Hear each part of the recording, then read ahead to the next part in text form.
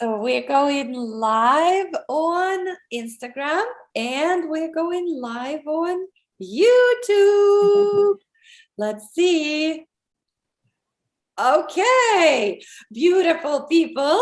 Hello, hello, hello, Instagram. Hello, YouTube. We are here with a new episode of Dream Big with Zhanna, inspiring you to reignite, refire, and refuel your life. And as always, you know what we do on the show. I interview experts, interesting people who have tons of value. They've gone through so much. They're sharing wisdom, and they're experts in different fields. So today is no exception. I'm excited about this interview because my guest is a special person. It's Jan Wallen. Right? What, Jan, did I pronounce the last name correctly? Yep. Okay. So Jan is a dear friend. We met several months ago, right? Online. And I just felt very, very connected to her immediately. It was just like an immediate spark. So before I tell you what Jan does, let me introduce her with a few lines of her official bio. Believe me, it's much longer than this, but I'm gonna give you the gist of it. So Jan combines her years of experience as a corporate account executive and sales mentor with the art and science of biopsychology and ethical persuasion. So B2B experts who sell to companies can raise their fees as much as 25%. Because of her expertise, her insights are sought after and sourced by publications and media, including NBC, ABC, CBS, and Fox News, Business News Daily, and the Business Insider. When she's not speaking and strategizing, you will find her meeting with friends in New York City, having interesting and stimulating conversations, meeting new people, spotting trends, and painting colorful watercolors. This is the part I didn't know about Jan, and we will get into that in a little bit. But I also want to mention that Jan's new book is coming up very, very soon. And the book is actually, the book's title became the title of this episode, Raise Your Fees Without Losing Clients. And that's what we're gonna dig into. So welcome, Jan, to the show. Thank you. I'm so glad to be here, Zhanna. Me too, and I can't wait. So whether you are in corporate or in your own business, I think this is going to be a very insightful conversation. Let's start with the question that I usually start with. What's your big dream? That's a really good question. I've had big dreams all my life, and I've achieved some of them, and I'm working on the next one. So my big dream now has to do with raising your fees without losing clients. I had a chance during the last year to take a sabbatical and step away from business and everything and just really think about what's important to me. What I realized was it's always bothered me that so many entrepreneurs, and women in particular, earn less. They undercharge, and they don't ask for raises and promotions. So I thought, I can't change the world. I can do something in this area. So that's why I decided to do all my new services and programs around raise your fees without losing clients. So my dream is at least $5 million of increased fees as a result of my work. Oh, wow. Globally. Right? Globally. Yes, globally. That's right. Wow, that is a beautiful dream to have. Thank you. Yeah. But I'm really curious, Jan, you have a very interesting journey. So some of the dreams that you said that came true, could you share some of them? Sure, yes. I started when I was pretty young, realizing that I could do some things in my life, that I could dream about it first, think about it and come up with dreams and then work toward reaching them.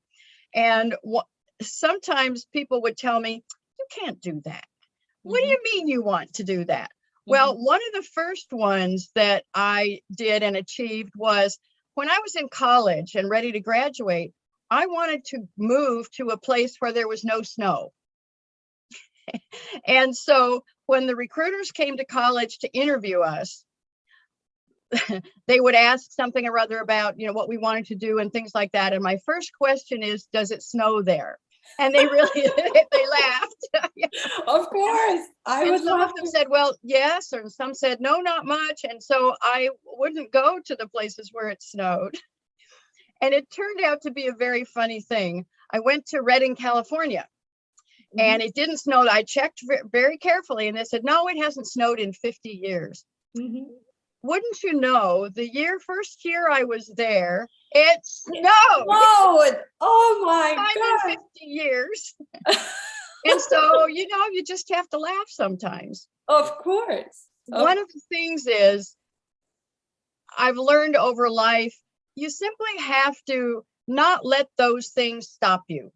Okay, so that was my dream. I achieved it, only then things changed. Okay, so then you go on to the next. Exactly. Yeah. So it seems like you're a change maker, right? You would say that, yes. I love it. And your story reminded me of a friend of mine who immigrated from the former Soviet Union just because he wanted to live in the place where oranges grow. Oh my goodness. Yes. So he ended up being in California, and Yes. it's interesting, right? Sometimes just the little things, right? Instead Yes, of, that's oh, right. I want to be this, I want to be that. Does it snow Well, there? And you you, bring up a very good point. Our dreams aren't always big dreams. We Mhm, can start achieving our dreams one step at a time or one small dream after another. absolutely. Sometimes I find people get discouraged thinking, oh, they have a big dream, but then it's too big that they can't start toward it. Exactly. It's the little steps. Jen, how did you end up working with businesses like B2B, like business Yes, to business? Mhm. that's a good question. My career started in corporate sales. I was an account executive for a company located in Manhattan, and my sales territory was the Midwest United States. And so I was selling to and connecting with people in business and providing a product and a service to them with that company. Mhm. And then I worked for a global consulting firm. They wanted me to come in and start and manage a national selling skills program for their partners. So during that program is where I realized I really like to work with B2B experts. They're Mhm. experts in their area. They're not salespeople.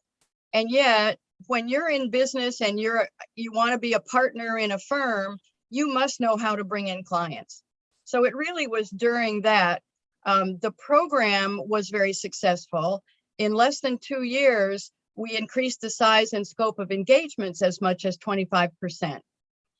And in doing that, I got to know many business to business experts. And that's how I really started and found I loved it. Mhm. And you love people so much. I just want to point out that Jan is a master connector. Every time she talks to you, she has a person in mind. Oh, you need to Mm. meet this person and that person and this person and that. So where does that come from, and why are you so big on connecting? This is really interesting. I I've always been that way, even when I was a child. And I remember, and I love people, as you say, and I've always found people are so interesting. And I learned actually in the seventh grade by experience that if you introduce interesting people to each other, good things come of it. And Mhm, you don't always know what, you can't control it all, but if you introduce it, then they get together and collaborate and find out more interesting things. So mhm. I just started doing it all my life. So you're right, I'm a master connector. Every time I talk to someone, I listen for what they do and how they might be able to help someone else I know, and then I just introduce them. And I mentioned that because for me it's also it comes from your heart, Yes. and we are very similar in that way. And I love people who serve in a bigger way, coming from the heart, like from the genuine Yes. interest, just exactly like you said. You're listening to what the person really Yes. needs. You're not coming with your agenda in the first Exactly right. place. You Yes. want to, and I think the recently, remember one or two conversations ago that we had online with you, you mentioned that people started noticing that, right? So Yes. they Yes. they Yes. started saying to you, "Oh, you are exactly the right person, right?" Yes. So tell, just could you share? Yes. Well, it's so interesting because what recently someone called me and said, so and so suggested that I call you. And she said, call you because you know everybody. Yes, yes. And so, yeah, I just naturally think that way. I forgot who said that, either Jim Rome or Zig Ziglar, that if I'm you not sure. help enough people Oh, yes, to get what they want, they I've will heard that. help you to get what you want, right? Exactly right. You're exactly right. It's exactly Yes. right. So Yep. let's dive into this really interesting topic, and it's the title of your book, Raise Your Yeah. Fees Without Losing Client. Jan, and I know people are asking you all the time, but just for our audience today, why is it so important, and why women specifically? You kind of touched on that, but can you go Yes. a little bit deeper? Yes, certainly. Um, it has a lot to do. Everybody doesn't find it easy to raise their fees. In fact, a lot of people find it hard to raise your fees. Part of it is things we've been told all our life, like don't brag or be like everyone else and don't stand out. And I find also it's for a lot of people, especially smart people, it's hard to talk about something if you don't believe in it, if you don't own it and believe in it. And one of the things I've developed is a way of working with people that shows them their expertise DNA. That's their unique combination of values and skills and expertise. No one else has the same combination. But when I've worked with people and they understand what their expertise DNA is, it's like a light bulb goes on in their head. Oh, now I see how I can get the results. Before that, they're multi-talented people. Most of my clients are, and I am one also. And I believe Yes, you are yes, too. yes, yes. Could you give specific examples, like stories? Sure. Yeah. Well, Mhm. I have one client, for example, and we were talking. And so I always ask, how do you find your best clients? And she was saying, well, a lot of them come to me word of mouth or a referral. And she said, so someone came to me recently and said, can you help me with this? And she said, yes, I can do that. So they worked together and got good results. And then somebody else came and said, can you do that? And it was something completely different, still related to her core work, but a little different. And she said, well, yes, she can. And then someone else came and said something different. So I said, well, how do you explain to people what you do? And she said, I have a really hard time with that because I can do many things. Well, she's the perfect one that I just designed the expertise DNA for. It's like an umbrella. We can do many things, and many times it has a thread or an umbrella of what we do. And so if we can talk about that umbrella or our expertise DNA, not every single thing we do, then it makes more sense to people. A lot of people are not multi-talented, and we've always been told, settle down and do one thing. Just do one thing. Well, some of us aren't meant to. Right. In fact, we couldn't do what we do if we'd only done one thing all our life. Yes, Yeah. exactly. Well, thank you. So what advice would you give to to someone, I know you can absolutely please share. I know you have something really exciting. It's a gift from you to our audience. On you can talk about it, and also. And also, just if we dive into maybe just the very few steps that people can take, especially women, in that direction to speak up or summon the courage to ask for a raise. Absolutely. Yep. Mhm. Well, I have a free special report on my website, raiseyourfees.com. And it's called 5 Things to Say When They Say Your Fees Are Too High. 3 of those things are also appropriate if you're looking for a raise or a promotion. You work in a company and you want a raise or a promotion. So I recommend downloading it first and then choose one that fits you and your business. Send it to me, we'll fine tune it, and then you'll be ready to start raising your fees. I chose that because one of the hardest things for people is to know what to say. Exactly. Okay, I want to raise my fees. So that's why I chose that.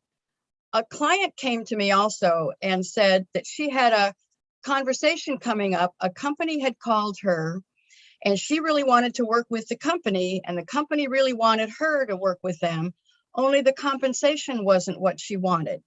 And she asked me, can you help me with this conversation? And I said, sure. So we started right away. We looked at the situation and the company and chose the best strategy. And then what to say. And we practiced it. She practiced it with me until she was comfortable saying it.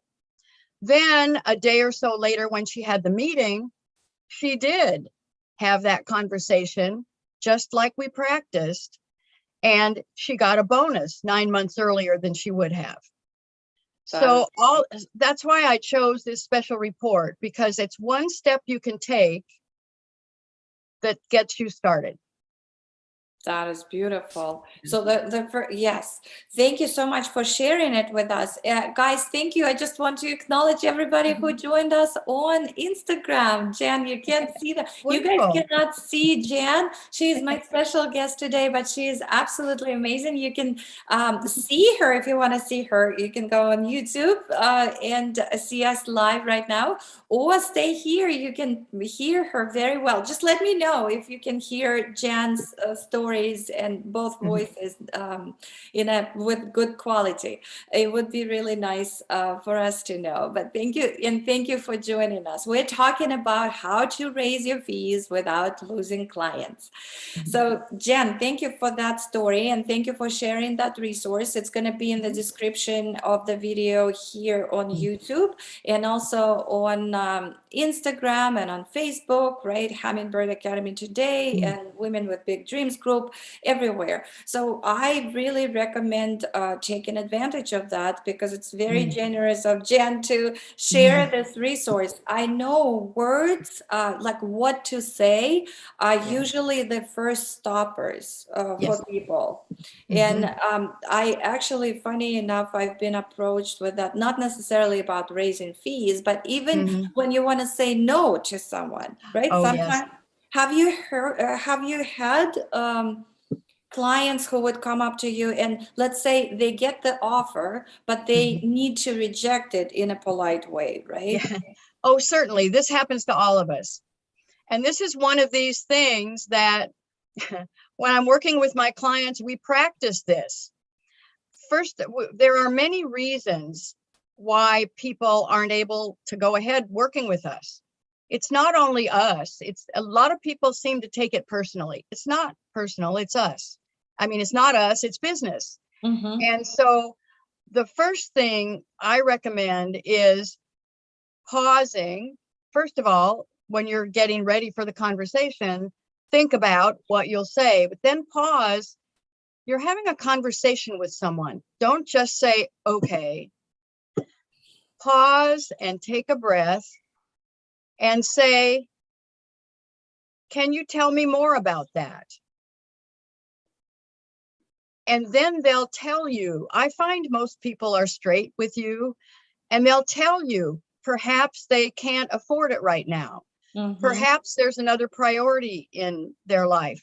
One time, someone told me that they're in the middle of a huge project that they have to deliver to a client, and they can't take on anything new until the project's finished. So I asked, when will your project be finished, and when do you anticipate being able to start? Well, then they told me. So the important thing is to realize no doesn't necessarily mean no for good. It can mean no, not right now. Absolutely. Yeah. Thank you. Such a good point. So instead of taking it personally, your steps, I can see the clear picture right now. So what are the steps? Number one, you decide before you go into this conversation what you actually want. Yes. Right. Number two, you ask more questions rather than suggesting anything yourself. That's exactly right. That's the second step. And then you listen, and then you make the decision, right? Exactly. That's right. Exactly right. Yeah. And then there's also, when you said pause, it's this famous 3 or 5 second rule, right? You just count in your head instead of jumping in and saying, okay, or showing, right? Because the emotions kick in immediately, right? That's so right. take a breath, and instead of responding or reacting, rather, you just count in your head, and then you say, tell me more. Or whatever. Yeah, Jan, you're brilliant at that, and you give and thank you for giving. And the next step is practicing. Actually, it's the step prior, practicing the conversation. And if they don't have you per se, what do you recommend? How do people practice that conversation? In front of the mirror, or with that's a really good point. We're in front of the mirror is really easy and really good. There's another way now that we have that's really, really good, and that is record yourself on Zoom. You can make a recording on Zoom by yourself. You don't need anyone else there. Right. And there are free Zoom accounts. So set up an account if you don't have one already, and start a recording. Just start the conversation, have some notes in front of you about and think through what you're going to say, and then simply record yourself. I also recommend something I learned early on as a salesperson. Stand up when you're having this conversation. It's much better. Your energy's better. And your speaking voice has more energy when you're standing up. And you look and feel more confident. When you're standing up, somehow something changes and you just feel a lot better. In your physiology. So I have a clarifying question. When you're standing up, you recommend practice, just to practice saying it while standing up, because you're not necessarily standing when you are in the that's right. Practice it standing up, because here's the interesting thing. Our brains need to hear us say the words. Exactly. We can think in our head, I'm going to raise my fees. And I'm going to do it on Tuesday when I meet with so-and-so. And everything's all planned, and you have your notes, and you've done your preparation, and you know what you're going to say and what you're going to ask for. If you keep it in your head and only read the words, it doesn't work. Our brains have to hear the words several times before they believe it. So you got to practice with your brain before the conversation. And the other advantage of Zoom is you can see if you're putting in some ums and ahs and I don't knows, or if you don't sound or look as confident. Even if you're going to be in a meeting with someone and you don't have Zoom around, when you practice on Zoom or in front of a mirror, you can see maybe you have something you pull on your hair or some other habit like that. You see it when you're practicing, and you realize to not do that in the conversation. So you sort of become your own coach in a way. You're exactly right. That's exactly right. for that specific reason. And I love this tip. Thank you so much. And of course, it's easier when you have an immediate feedback from a professional like Jan. It's this is that's what I would recommend, if especially if it's something like super important. But Yes. this other option is very effective too, if you have the self-discipline to go record yourself and recognize what you are doing when you, because all of it is subconscious. 99% is Yes. subconscious, whether we do this or Yes, we exactly, stretch our exactly. nose, right? That's right. Yeah, absolutely. And something truly amazing happens when you raise your fees. It's like the world opens up to you, and you go back and you sit at home and say, "Ah, I did that. Oh, I did that. And I didn't die." And it went, and then your brain says to you, "Oh, you can do that again." If you keep thinking about it, it doesn't work the same way. Yeah. And I also want to a little bit to emphasize that this, because I know you, Jen, it's not about raising the fees. It's not, so the end result, you're not looking for the money as the end result. So what is it that you get when you say, I did it? So it's not about getting more money. What something happens inside of you, so you could talk about it. Yes, something happens inside you no matter what. You simply stepped up and did it, and you have more confidence now. Confidence is an interesting thing. A lot of times we'll see a confident person and say, "Oh, they have it made. They're confident." That's just the way they are. Our confidence goes up and down, especially those of us who make changes. Our confidence goes up when we're comfortable with something, and it dips down when we're not so comfortable or when something's new. Well, if we're always growing and changing ourselves, we're always learning something new. So we really must become friends with confidence and realize, okay, this is something new. When you do it once, your brain says, "Oh, you can do this again. You did it. You can do this again." Yeah. And that gives you some momentum to do it again and again and again. So a lot of what you get from it is confidence and feeling really good and positive about yourself. Yes. Even if the person says, "No, not this time," you still know that you've done it. Yeah, you've stood your ground. Yes. And also it's to me what I believe, because what I did it several times in my life myself, and it's scary. It is so scary the first time you try it. But when you get a yes, you like you feel this total freedom. And yes, it's the next bar that you're raising for yourself too. It's your own standards that have been raised. It's the standards for other people, how they perceive you, because your value goes up and you start valuing yourself much more than you did before. But the fact that the others recognize that too, I think it's it goes beyond money. And money for me, by the way, well, this is one of the questions that I have for the end, but hey, what the heck, I'm gonna ask. So what is money for you? What is money for you? How do you look at money? A very good question. I look at it in several ways.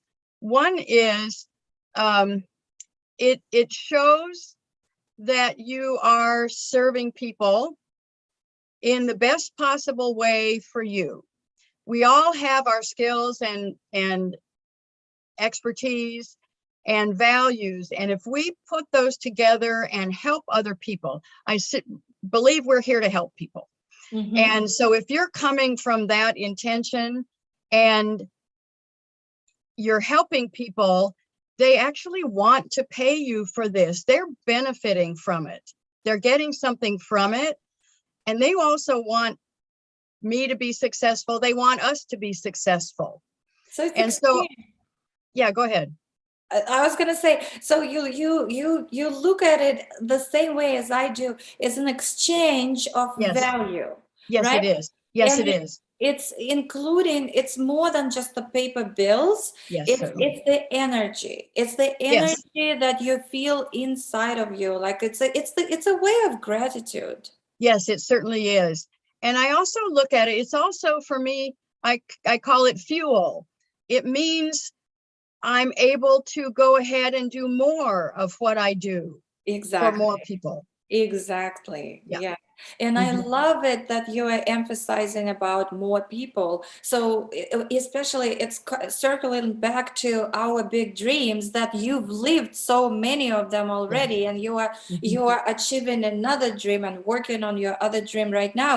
Yes. We will talk more about that because I know you have three things to achieve and live your big dreams, and I can't Yes. wait to hear that. But I just want to say that I love it because I know for a fact, based on my life and the life of people who I worked with and Mhm. still working with, that if we only think about us, like raising the fees, so Oh, it's not, if it's the end, so the destination is you and the big yeah. why, what is called the big why is only about you, then at some point something is going to happen. You either Mhm. lose the desire to move forward, right? Or Mhm.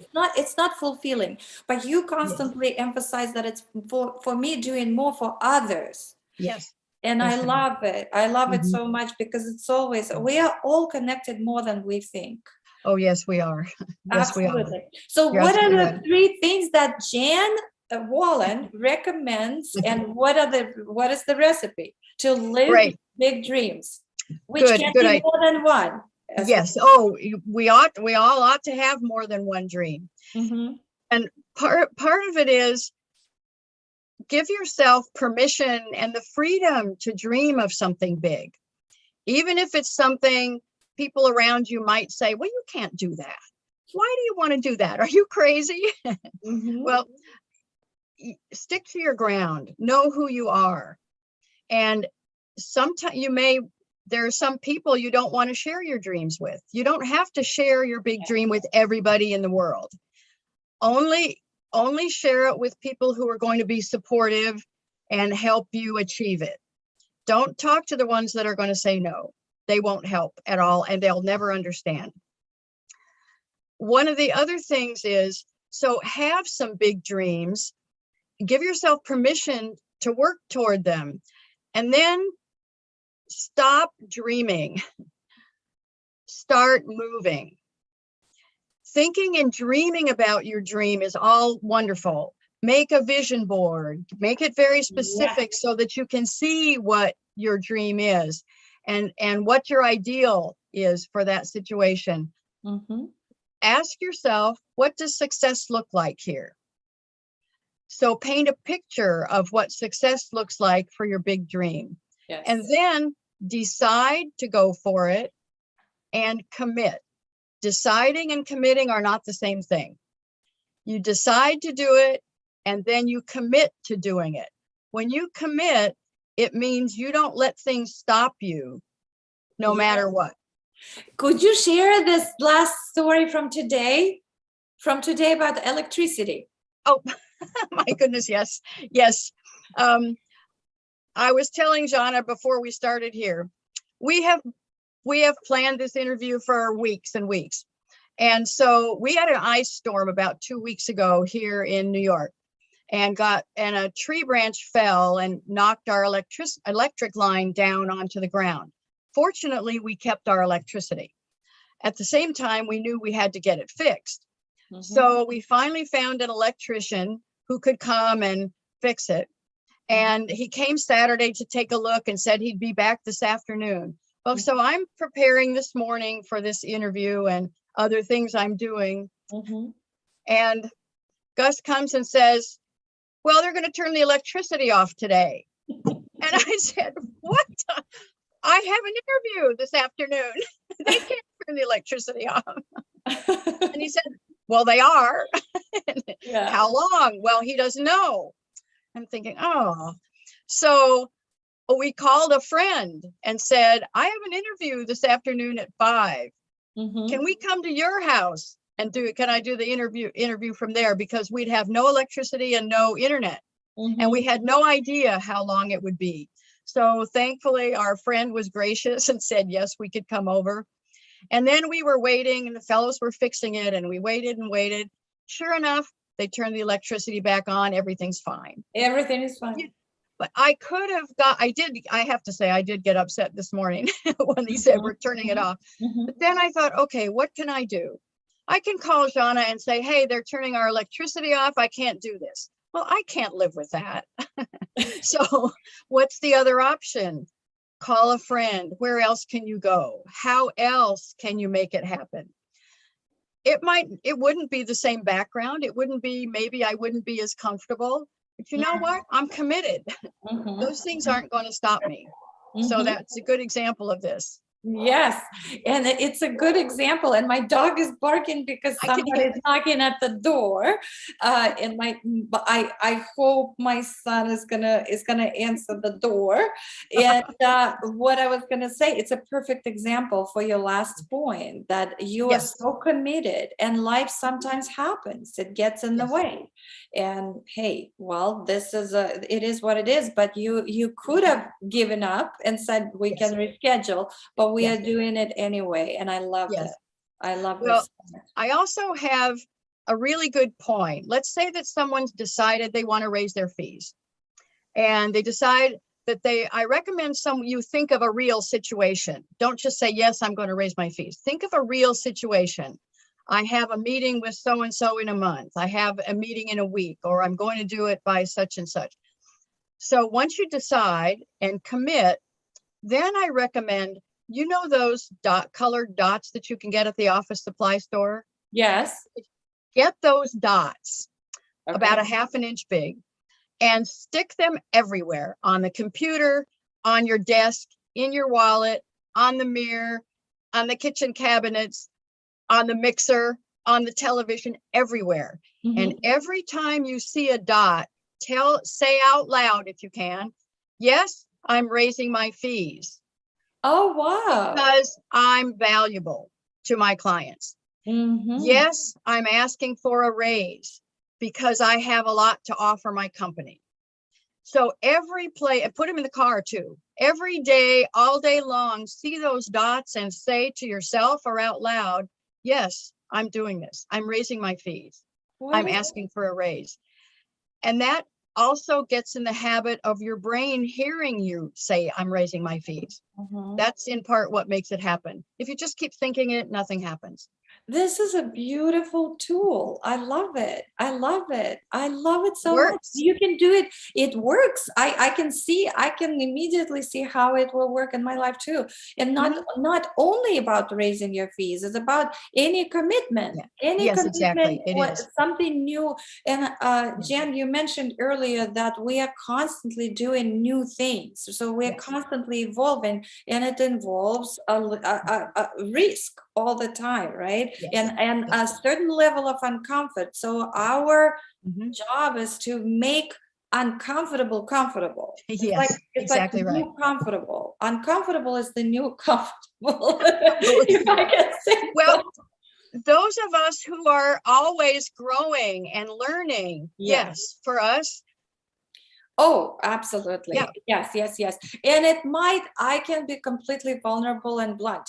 During COVID, it was so uncomfortable for me. We usually I'm not talking for everybody, but I gained 20 pounds because I was so fearful, because I needed constantly to upgrade myself, my skills, everything that I do. And it's so uncomfortable, right? That you start eating your fears, like you're feeding your fears, right? But once you reach a certain level of comfort in this uncomfort zone, or the zone of uncomfort, then you say, hey, wait a second, and then your dots would be super cool, because right now I'm on the path back to my normal weight. Realizing that, hey, fears are always going to be there. These ones are gone, but the new ones will come in. You don't have to eat and feed them all the time. You're exactly right. And that's another thing. You bring up something really, really good. Those of us who are changing all the time, we're not staying in the comfort zone. No. So part of our brain, we're wired this way. There's nothing we can do to change this. Part of our brain says, oops, you're getting out of the comfort zone. What do you think you're doing? Are you crazy? What do you, it questions and questions and and you'll have, well, you can't do that. And pretty soon, if you listen to the voices, pretty soon you'll talk yourself right out of it. Oh, yeah. So we have to get used to recognizing what's happening and saying, oh, it's you again. I'm doing something new now, and this is the new safe. This is the new way. I'm doing it this way. Get used to it. And then pretty soon, when you do it over and over, then that part of your brain starts to realize, oh, I guess she does know what she's doing. I guess he does know what he's doing.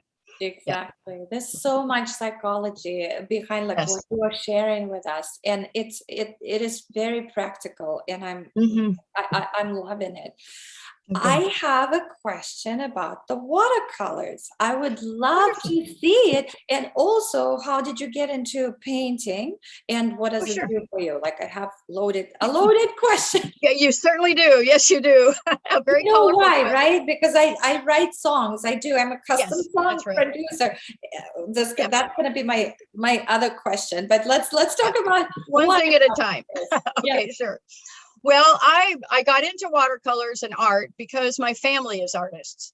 My father was an architect, and my mother got a master's in fine arts. And so we were around art all the time and taking classes. From when I was about 5 years old, I think, I was taking classes at the Denver Art Museum in watercolor and art, all different kinds of art. And so it just was always part of my life. And then I started doing a little drawing and painting, and then I was really busy in my career, and I put it down, and I do a little bit, and I put it down a little bit and put it down. And at a certain point, I started doing more and more with it. And I started doing watercolor. That's my favorite thing, is watercolor. My mother used to do that also. And this is so interesting. When I would tell people I did watercolor, the first thing they said is, oh, watercolor is so difficult. I thought, well, I don't think so. But then I realized a lot of people think watercolor is difficult because they're trying to make the watercolor and the water go where they want it to.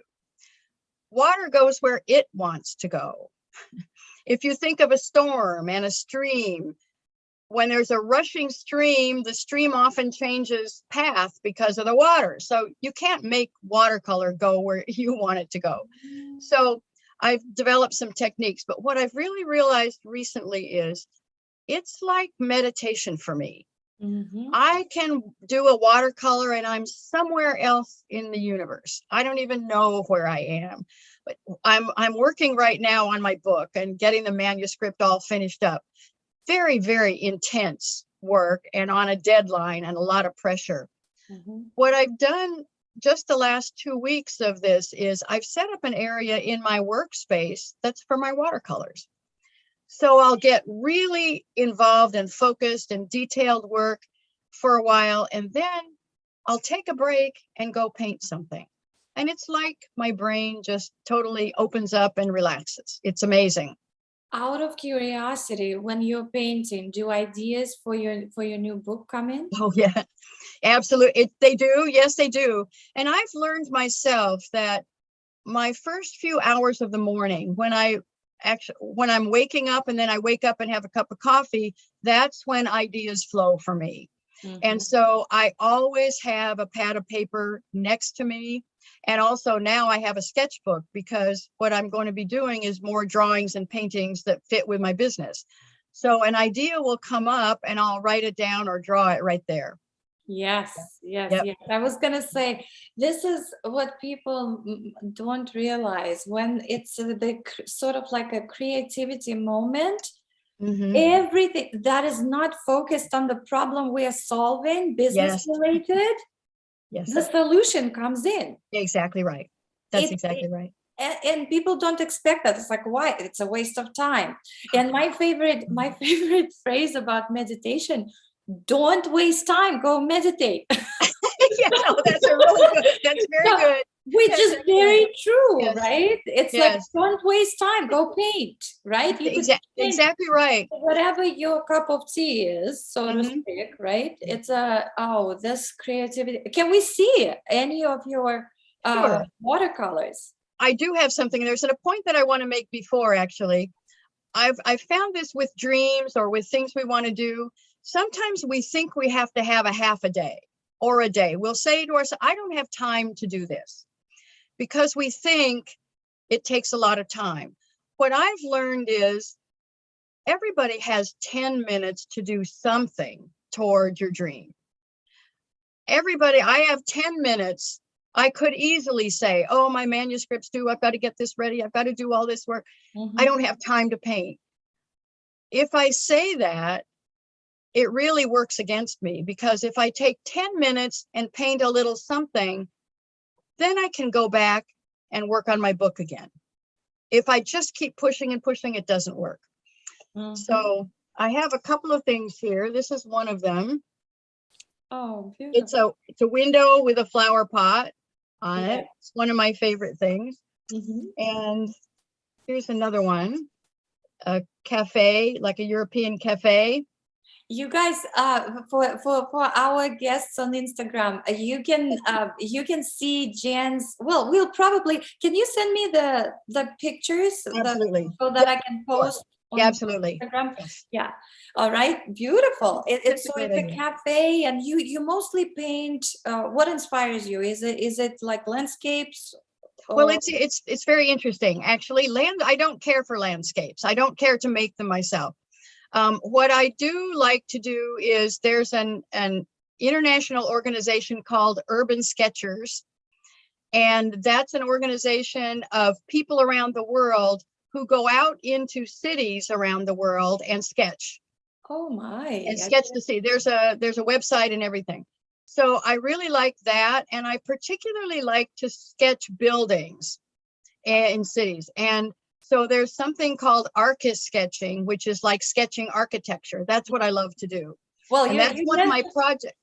Say it again. I'm sorry. You mentioned your dad was an architect, right? Yes, my father was an architect. Yes. So I wonder why you're so interested in that. I know, that's right. I know. And I'm also a city person, 100 all the way through. And so, yeah, what I decided to do this year, I have my business goals, and what I realized is we don't have a separation between work and life. People used to say, work and life. No, we all have 24 hours and we're all one person and we've got what we've got. And so I decided to really make artist sketching a big project for myself and goals for myself this year. So not just leave my painting till when I'd have time. Yes. So it's making a big difference already. Yeah. Oh, okay. Sketching. I'm just making a note for myself. Oh, well, I highly recommend you check out urbansketchers.org if you want to see the paintings and sketches that people produce. It's excellent. Yeah, .org. If you don't mind, Jan, can you send me the website, the link to the website, and I can post and share with everybody. Perfect. And I love it that you said that there's no balance in life. Everybody is like work-life balance. Yes. There's no concept of balance, right? You just have to. Go ahead. There is a word called balance. What I've learned is we don't have to be balanced every day. We can be balanced in our life. I've done things over my life that every single day hasn't been balanced, because I believe that's impossible. And you don't have to be balanced every week. But if you're really into something, like let's say I am right now artist sketching, and I'm also really into getting my book done, I'm doing some of both. I wouldn't say it's balanced, because I don't say to myself, I'm spending 4 hours today on my book and I'm spending 4 hours a day on my artwork. Let it flow. And if you find yourself spending a lot of time in one area and you kind of wish sometimes that you were doing something else, well, that's a good clue. Look at, maybe there's a different way to do it. But striving to be balanced every day doesn't work. No, no, absolutely. It's like using your own example when people are trying to force the water to go where they want it to go. That's right. It's another form of ego taking control. Yeah, And absolutely. we need to let go of that and Yes. just follow. The other thing is, every time, this is really important too, every time you say you're going to do something, like let's say I tell myself that today I have some really great ideas for artwork. I'm going to spend some time doing my artwork. And then I get into email and all these other things that come along, and the end of the day comes and I haven't done my artwork. Every time I do that, it takes your confidence down a notch. Because you didn't do what you promised yourself you'd do. So think in the morning about what you really want to do and then make sure some of these promises, you keep them to yourself and not just let it go and, oh, well, doesn't matter. Yes, absolutely. Absolutely. And take advantage of this really cool tip with the dots, right? It could be also, like it could be a commitment for the day. So several dots, and you can color code them, and you know, some of them are for raising your fees, and exactly the other right. ones are for keeping commitment to yourself for that specific day and the task that a must to be fulfilled. That's brilliant and beautiful. Thank you so much. You can see, oh my goodness, I'm so excited about this conversation. We think, okay, well, raise your fees, right? What a subject. And then we get into watercolors. I know, I was going to say, we started talking when we first met, and I think we could talk forever. Absolutely. About anything. Yes.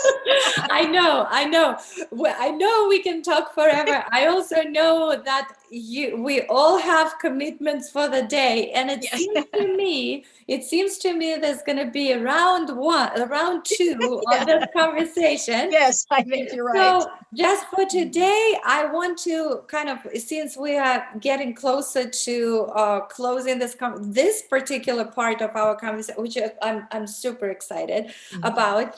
I told you at the beginning that there's going to be a rapid fire 7 things I would love to get the answers from Jan. Wonderful. So are you ready? I'm ready. Okay. I accept the challenge. Yes. So it could be one word or it could be a phrase. It's up to you. Love is? Beautiful. Money is? Fuel and exchange. A friend is? Priceless. Life is? Here to live at our best. Painting is? Expression. Success is? What we determine it will be. Happiness is? Oh, that's a good one. Something to appreciate and be sure is in our life. Yay! Thank you, Jan. All right. Guys, you have been watching and listening Dream Big with Zhanna, inspiring you to reignite, refire, and refuel your life. And today, my special guest was, as you already know, Jan Wallen, with this beautiful gift for all of us. Jan, could you please tell us the link again? Sure. Where we can find it? You can go to my website, raiseyourfees.com, and you'll see my special report right there. 5 things to say when they say your fees are too high. Download it, pick one, and send it to me. We'll fine-tune it for your business and for you, and then you'll be ready to get started raising your fees. That is amazing. And if people have questions, what's the best way to contact you? The best way to reach me is jan@raiseyourfees.com. Okay, jan@raiseyourfees.com. Super easy, super simple. Yes. The very, very last question. Okay. What's the soundtrack of your life? You know that I mentioned, right, that I'm a custom song producer. I write songs songs for brands and individuals. What is the soundtrack of your life? Oh, that's a bit, that's very, very interesting. You mean in terms of like a song or music or A something like that? song, your favorite song that you usually go to. Like, what's your There's, go? there's one that I've had in my mind and set my goals by since I was a child. It's called I've Been Everywhere. Right, Do because you know that? Do you know that song? I've been everywhere and all these cities. Oh, that's what made me realize I was going to travel. I was going everywhere. because Jan, we didn't mention that Jan has been living. Please share. Yeah, sure. One of my other big dreams from when I was a child was that I would travel and live in different places around the world and live and learn the language and the customs and the culture. And I've been fortunate to do that. I've lived overseas for 10 years, moving to a different country every 2 years and learning the language and customs and cultures. And yeah. That is fantastic. We're going to share the link to that song Wonderful. also in the description so that everybody can resonate with that and listen Oh, to good. that. And Jan, anything you want to add at the end, if anything? Yes, I really would say believe in yourself. Know that you can do whatever you want to do. It may not be on your schedule. Other things may come. And above all, live with the attitude something wonderful is happening. I love it. I love it. Well, ladies and gentlemen, stay inspired. We're going to have round 2 with Jan, and I will announce that soon. Wonderful. Jan, thank you. It's been my pleasure. Zhanna, it's been so wonderful to be here. Thank you. Thank you. All right, guys. Have a beautiful